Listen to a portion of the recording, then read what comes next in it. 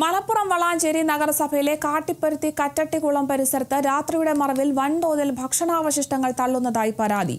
ജനങ്ങൾ കുളിക്കാനും മറ്റ് ആവശ്യങ്ങൾക്കുമായി ഉപയോഗിക്കുന്ന പൊതുജലാശയത്തിന് തൊട്ടടുത്താണ് സാമൂഹ്യ വിരുദ്ധരുടെ ഈ നടപടി. ചെറിയ മാലിന്യങ്ങൾ നിക്ഷേപിക്കാൻ നഗരസഭ സ്ഥാപിച്ച ബോക്സുകൾ ഭക്ഷണാവശിഷ്ടങ്ങൾ കൊണ്ട് നിറഞ്ഞു കവിഞ്ഞ നിലയിലാണ്.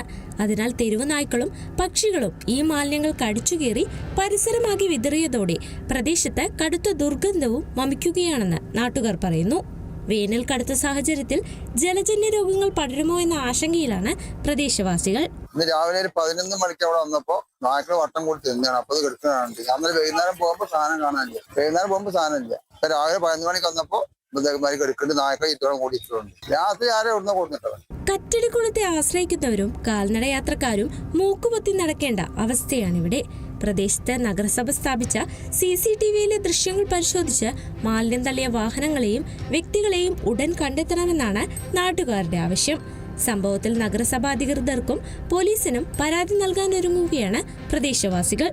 കുറ്റക്കാരെ കണ്ടെത്തി അവർക്കെതിരെ കർശനമായ പിഴയും നിയമ നടപടികളും സ്വീകരിക്കണമെന്നും നാട്ടുകാർ ആവശ്യപ്പെട്ടു. Kerala vision news, Malappuram.